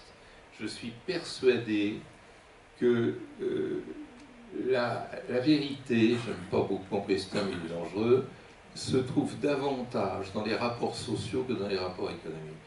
Parce que le grand problème, c'est comment les sociétés aménagent le capitalisme qu'elles intègrent. Le capitalisme, il n'a pas d'alternative aujourd'hui. La Chine, c'est du capitalisme, la Russie, c'est du capitalisme, et il est en train, alors ça je ne vous en ai pas du tout parlé, parce que ça aurait été très long, mais regardez à travers le phénomène Musk, dont je me demande si je ne vais pas l'appeler Musk aussi, ah oui, parce qu'il m'énerve, donc le phénomène Musk est très intéressant. Voilà un ultra-libéral qui se gave d'autoritarisme, de suprémacisme et de racisme. Comment peut-on être en même temps ultra-libéral et à ce point illibéral? J'ai presque trouvé, mais comme je n'ai pas tout à fait trouvé, je ne vous dis pas. Vous voyez, c'est ça qui est intéressant. Ce n'est pas le capitalisme en soi, c'est la manière dont la société va le digérer, l'insérer, l'intégrer pour restructurer les rapports sociaux et les rapports politiques. Je pense qu'on est dans une séquence inquiétante. C'est-à-dire le phénomène muskisme, le fait que cet individu se croit obligé de soutenir les mouvements d'extrême droite en Europe et aux États-Unis, c'est le signe, à mon avis, je donne le début de la solution, que les acteurs capitalistes ont compris que le néolibéralisme avait échoué, l'école de Chicago, vous savez, cette grande époque où on croyait que bah voilà, le monde entier allait être capitaliste et que tout va s'arranger, que c'était un ruissellement de bonheur pour tout le monde, ça a craqué. Et pourquoi ça a craqué? Par les mouvements sociaux. Hein. On a oublié le rôle des émeutes anti-FMI, des émeutes de la faim, de toutes ces mobilisations sociales jusqu'au printemps arabe, etc., qui ont complètement cassé le néolibéralisme. Donc, quand une bête est cassée, un monstre est cassé, qu'est-ce qu'il fait? Ben, il cogne. Et donc, devant cet échec du néolibéralisme, l'ultralibéralisme est en train de considérer que l'hyper-autoritarisme, ce sera peut-être la solution de demain. Ce qu'effectivement, il ne faut pas accepter. Voilà. Mais, alors là, je vais peut-être vous décevoir, mais c'est mon boulot. J'ai été élevé, formé comme étudiant à une époque où on croyait au déterminisme économique. Moi, j'y crois plus du tout. C'est-à-dire, je crois que le déterminisme, il est social. Et c'est une chance, parce que ça veut dire que les sociétés, elles peuvent tordre tous les paramètres économiques et politiques si elles ont en tout cas assez d'énergie, l'énergie sociale pour le faire. Merci tout d'abord de me rappeler René Jean Dupuy, qui était pour mon professeur et qui m'a donné envie d'être enseignant. Alors une question, moi c'est une question presque intime que je vous poserai, si vous permettez. C'est comment supporter les faussaires qui s'adressent à nous en permanence sur les chaînes de télévision, sur tous les réseaux sociaux. Et quand vous avez bousculé un petit peu ici et là de temps en temps cet auditoire, ces participants, pensez-vous que ça sert vraiment à quelque chose?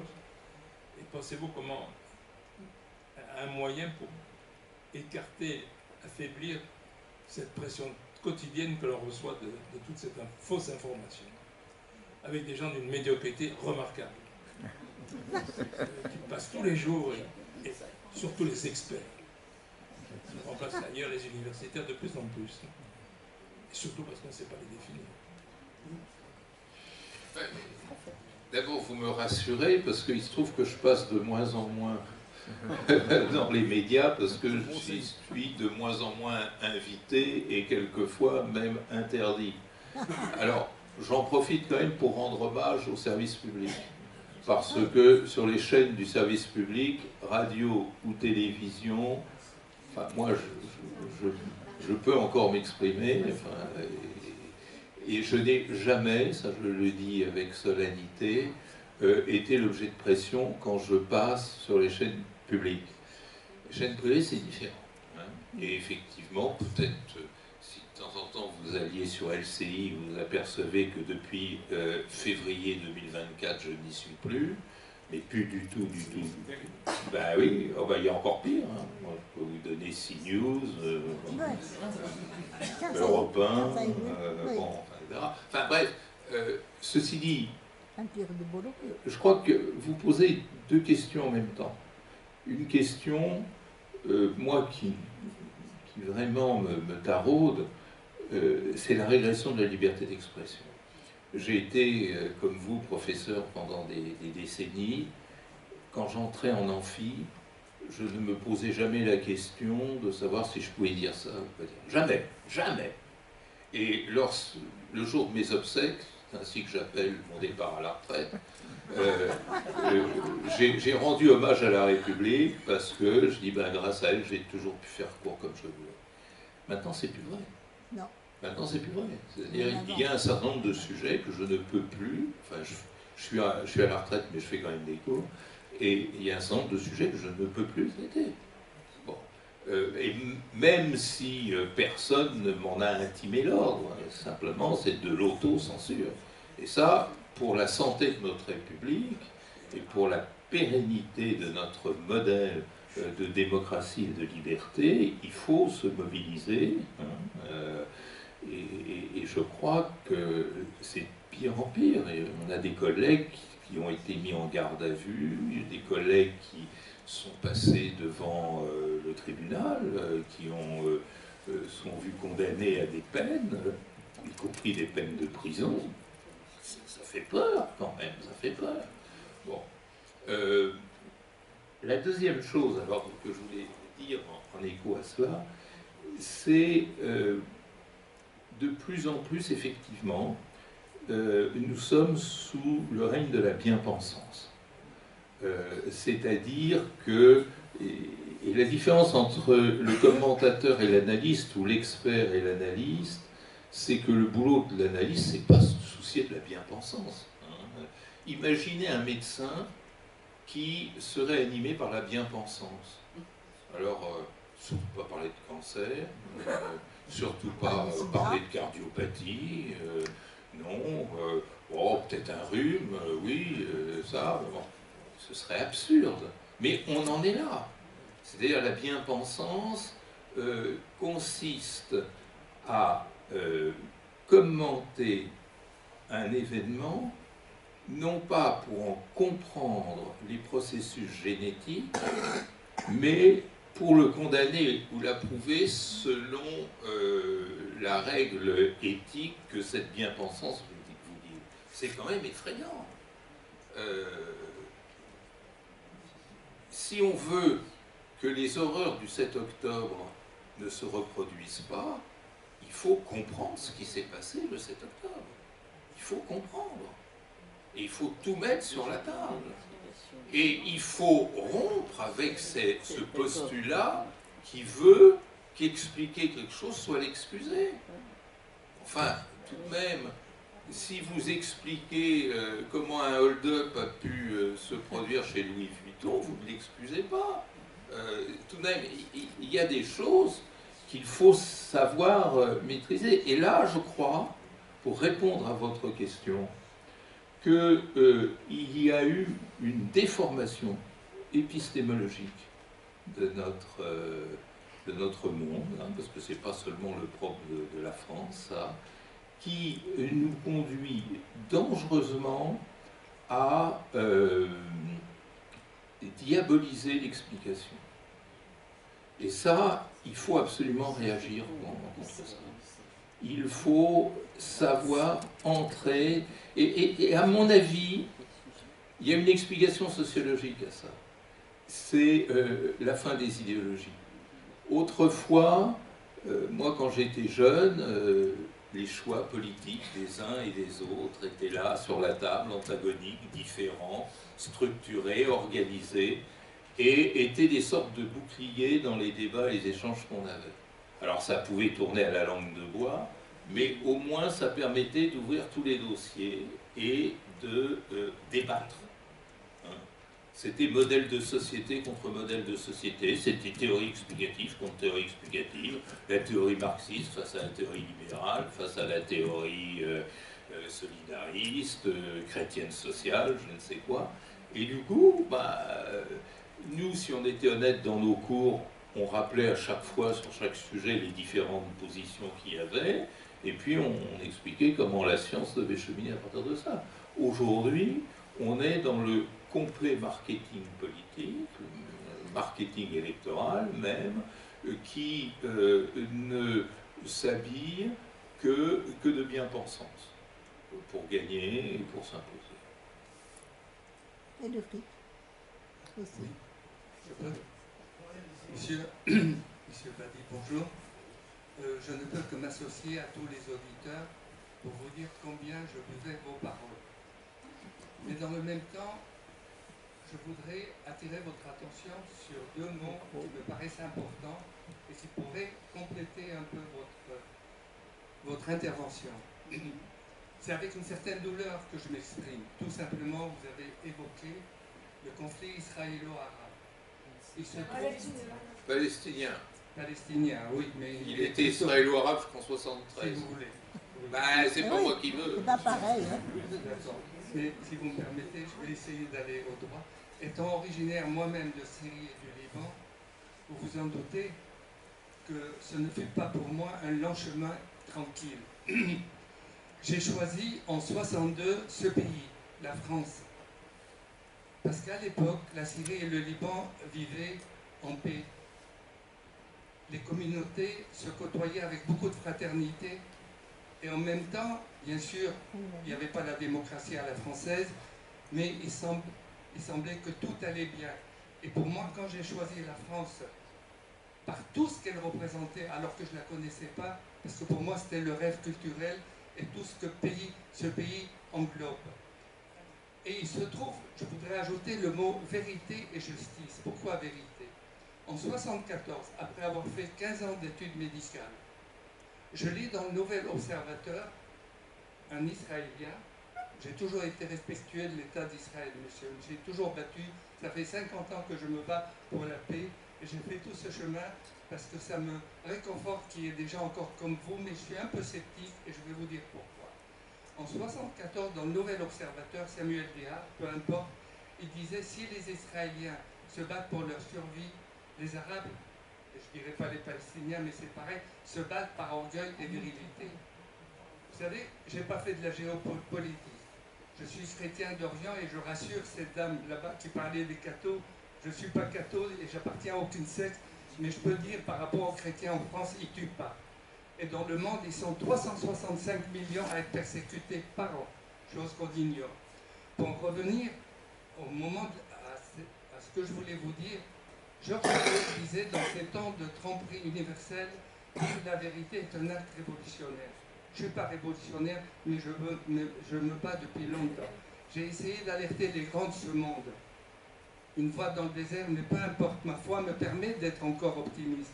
Mais pour en revenir au conflit israélo-arabe, le problème de vérité, vous voyez, qui était il y a 50 ans, à savoir que les uns se battent pour leur survie, on le sait aujourd'hui, que la plupart des pays arabes sont à genoux. Bien sûr, ils ont une responsabilité collective, que ce soit les Arabes, les pays arabes ou les pays occidentaux.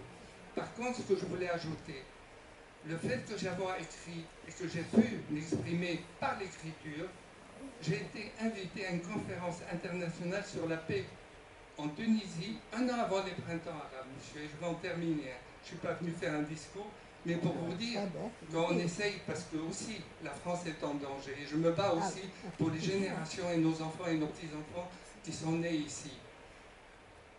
À la conférence internationale de la paix, on a évoqué à ce moment-là, il y avait 100 conférenciers du monde entier, il y avait des rabbins, il y avait des mollahs même d'Iran, il y avait des religieux, il y avait des laïcs, et sans arrêt, on a parlé de la paix, mais qu'elle ne pouvait être réalisée s'il n'y avait pas le couple paix-justice.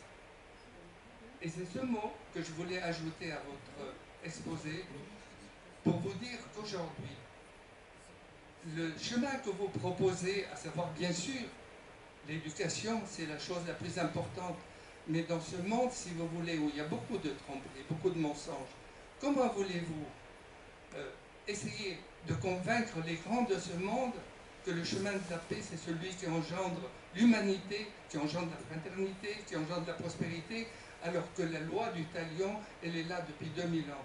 Et que les guerres, il y en a eu, la Syrie par exemple, mon pays d'origine, a été envahie une dizaine de fois, jusqu'à l'Empire ottoman, et aujourd'hui, regardez, tout le monde voulait, et je termine, tout le monde voulait la chute du dictateur. J'ai jamais fait de géopolitique, et le président Bachar n'a jamais été ma tasse de thé. Mais j'ai donné plusieurs conférences, et chaque fois, j'essayais d'expliquer au peuple français que ce qui est important, c'est la souveraineté de ce pays qui est la Syrie, qui est un berceau de l'alphabet, qui est berceau de beaucoup de civilisations. La Syrie est assise sur 10 000 ans d'histoire comme le Liban. Alors aujourd'hui, je pense aux Français qui doivent déjà penser par rapport aux enjeux politiques qu'ils vont avoir, parce qu'il y a beaucoup de relations entre la France et le Levant. Et je dois vous dire, il y a 20 ans, j'ai essayé d'être un lanceur d'alerte avec une lettre ouverte à Dominique de Villepin en disant « Nul n'est prophète dans son pays, peut-être le serais-je dans le vôtre ». Et je lui parlais à l'époque, pas des guerres, mais de la libanisation de notre société française. Pardon d'avoir été lent, mais c'est vrai que c'est avec une certaine émotion. Mais je pense que les Français doivent combattre pour que la paix arrive d'abord en France, et à ce moment-là, les choses se passeront mieux.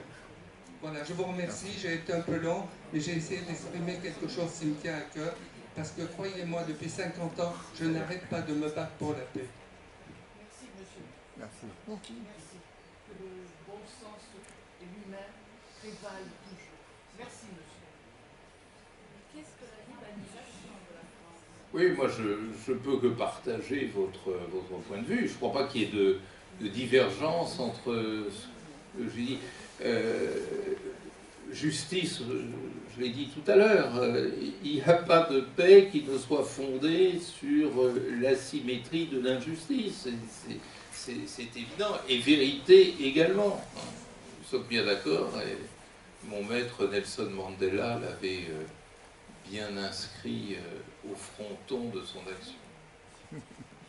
Peut-être une toute dernière question. Vous avez pas, c'est une question technique. Vous avez parlé de solutions pour l'Ukraine et pour la Palestine.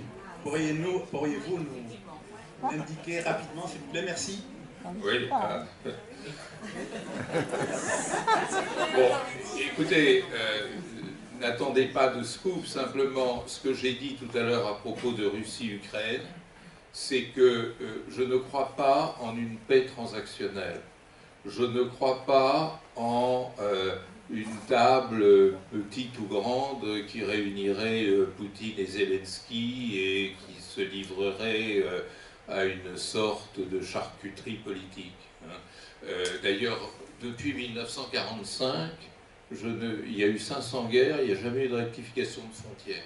Les rares rectifications de frontières auxquelles on a assisté n'ont jamais été reconnues en droit. Le Kosovo n'est toujours pas membre des Nations Unies, la Corée, exactement, la République de Chypre Nord, la République turque de Chypre Nord, l'Abkhazie, l'Ossétie du Sud, etc. Donc, la solution transactionnelle et de marchandage territorial, j'y crois pas. En revanche, je pense que la paix, je l'ai dit, répété, elle n'est crédible que quand elle est systémique, quand elle est inclusive, quand elle ne laisse rien de déterminant dehors. Et de ce point de vue-là, la seule solution pour sortir de cet horrible bourbier russo-ukrainien, c'est Helsinki 2. C'est-à-dire, il y a eu une conférence sur la sécurité européenne qui a été, comme vous le savez, mise en place pendant la guerre froide et qui a marqué justement l'entrée dans une véritable coexistence pacifique. Les données, les paramètres de la sécurité en Europe tels qu'ils en dérivaient sont complètement périmés avec la chute du mur. Les pays occidentaux ont eu le complexe du vainqueur, c'est-à-dire ont considéré que comme ils sont vainqueurs, bah, ils décident de tout et que le reste ça compte pas. Barack Obama, pour qui j'ai beaucoup de respect, et surtout quand on voit qui en ce moment occupe son bureau, a eu cette formule très malheureuse qui consiste à dire la Russie c'est une puissance régionale. Bon, évidemment, ça a créé un sentiment d'humiliation et ça a fait naître une plante empoisonnée qui s'appelle Poutine. Effectivement, Poutine a astucieusement mis toute son énergie politique à exploiter ce terrain de l'humiliation ressentie par la Russie pour effectivement inventer ce slogan qui est « Make Russia Great Again ». Ben oui. Et c'est ça qu'il faut briser. L'avantage d'un Helsinki 2, c'est que tout le monde peut en sortir content à partir du moment où la négociation est bien menée. Pourquoi? Parce que chacun, vous savez, c'est un peu comme les arbres de Noël du comité d'entreprise, chacun repartira avec un cadeau. Hein? Et donc, pourra dire, bah, finalement, je m'en tire bien, j'ai pas été humilié. Comment voulez-vous que Zelensky retourne à Kiev en disant, voilà les gars, on n'a plus le Donbass, on n'a plus le Donetsk, on n'a plus la Crimée, on n'a plus Zaporizhzhia, voilà, non, c'est pas possible, il ne le fera pas. Et c'est intéressant, vous savez, quand je vous parlais de résistance sociale de ce pays agressé et violenté, les derniers sondages qui ont été faits montrent que l'opinion publique ukrainienne est de plus en plus hostile à une transaction territoriale. Ça, c'est fini. C'était bon papa qui me racontait ces histoires-là. C'est terminé. Donc voilà. Le conflit israélo-palestinien, je reconnais que c'est beaucoup plus difficile. C'est beaucoup plus difficile, pourquoi? Parce que c'est l'inverse du conflit russo-ukrainien. Tout le monde connaît la solution, mais personne ne sait comment y parvenir. Alors que le conflit russo-ukrainien, c'est que personne ne connaît la solution, mais tout le monde sait comment on peut y parvenir. C'est la conférence Helsinki 2 dont je vous parlais tout à l'heure.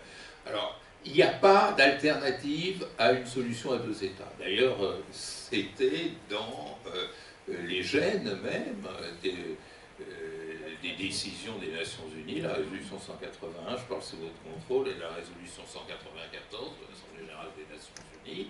Donc effectivement, il faut y parvenir. Le problème, c'est comment. Et c'est là que je reprends mon argument de tout à l'heure.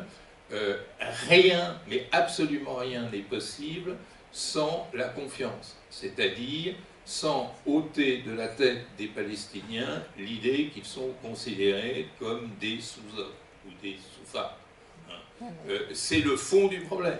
C'est-à-dire ce mépris structurel, cette façon qui est alimentée par nous, c'est-à-dire nous les Euro-Américains, et je mets la Russie là-dedans, de considérer que 80 000 tonnes de bombes, 80 000 tonnes de bombes sur Gaza de octobre 2023 jusqu'à décembre 2024. C'est-à-dire, j'ai même pas les stats sur après.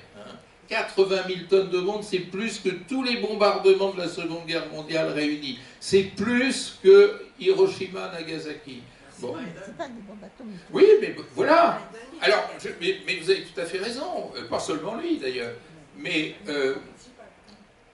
le fond du problème est exactement là, monsieur. C'est un Palestinien, et j'ai eu l'occasion de parler avec beaucoup d'entre eux, comme j'imagine beaucoup de gens ici. Le fond du Palestinien, c'est pourquoi, quand Poutine tue un Ukrainien, il y a un train de sanctions.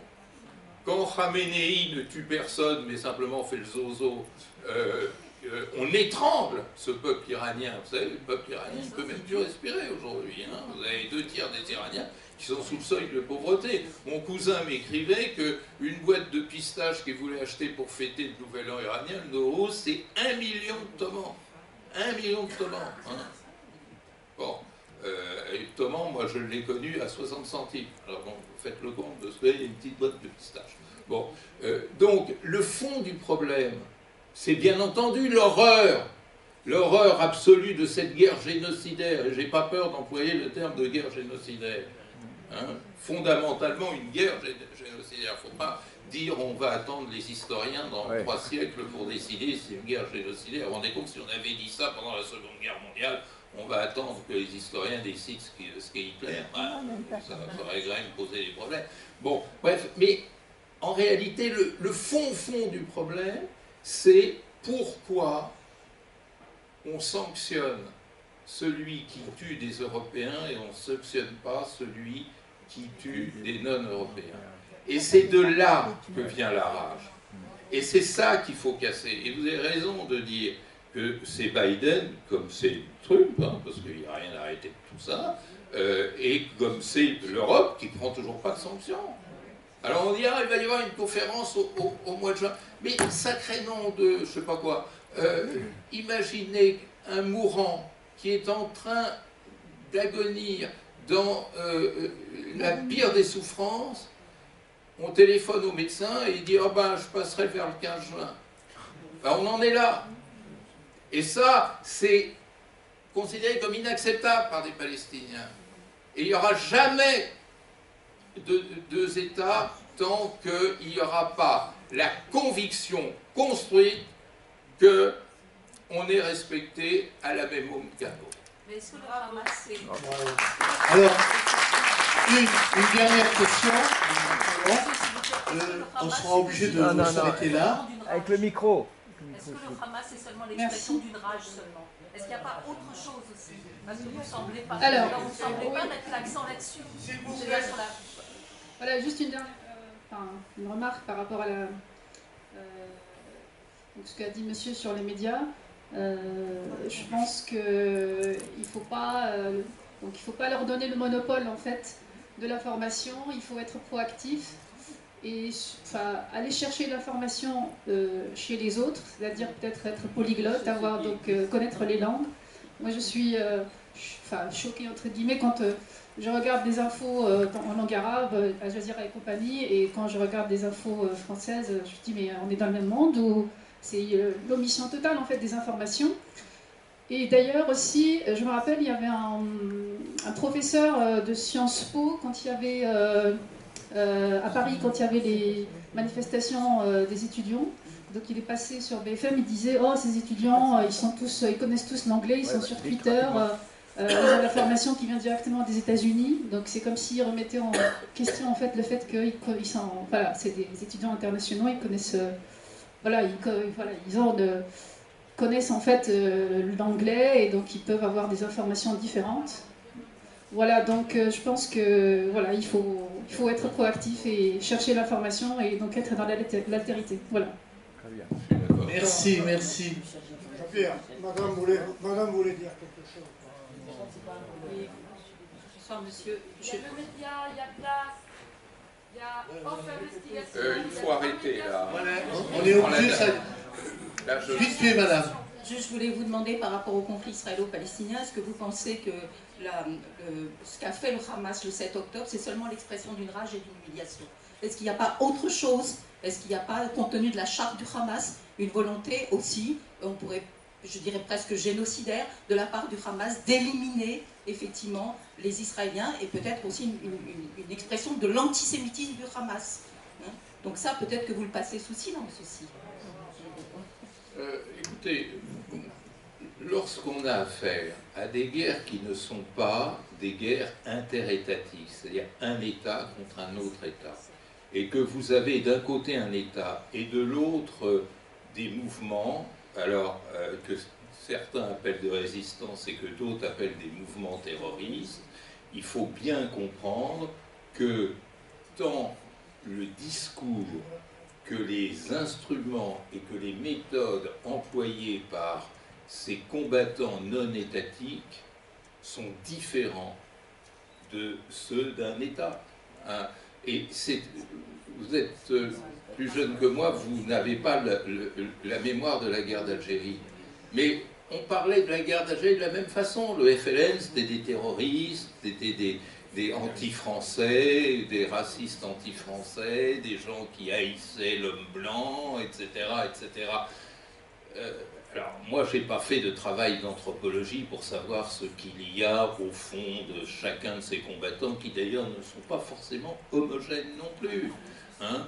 Mais évidemment, à partir du moment où cette violence est portée par des acteurs qui ne sont pas des États, c'est une violence terroriste. C'est comme ça. Le propre de la définition du terrorisme, c'est l'usage d'une violence qui n'est pas contrôlée par une logique d'État. Donc oui, d'accord. Bon, et eux, ils vont dire qu'ils sont des résistants. C'est pas à moi de choisir entre les deux. Je constate qu'il y a cette confrontation de langage. Alors maintenant, est-ce qu'ils sont anti-israéliens, anti-sionistes ou antisémites? Bah, bravo, la personne qui aura fait le travail de recherche empirique pour voir quelle est la part d'anti-israélisme, d'anti-sionisme et d'antisémitisme. Et...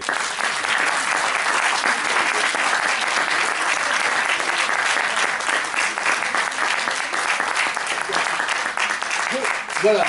Notre prochaine conférence, toujours dans cette même salle, ce sera plus agréable que de parler de la paix et de la guerre. C'est jeudi 5 juin.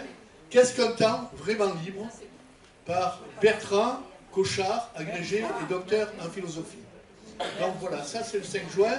Le 19 juin, la situation de la classe laborieuse en France avec Antoine Vatan.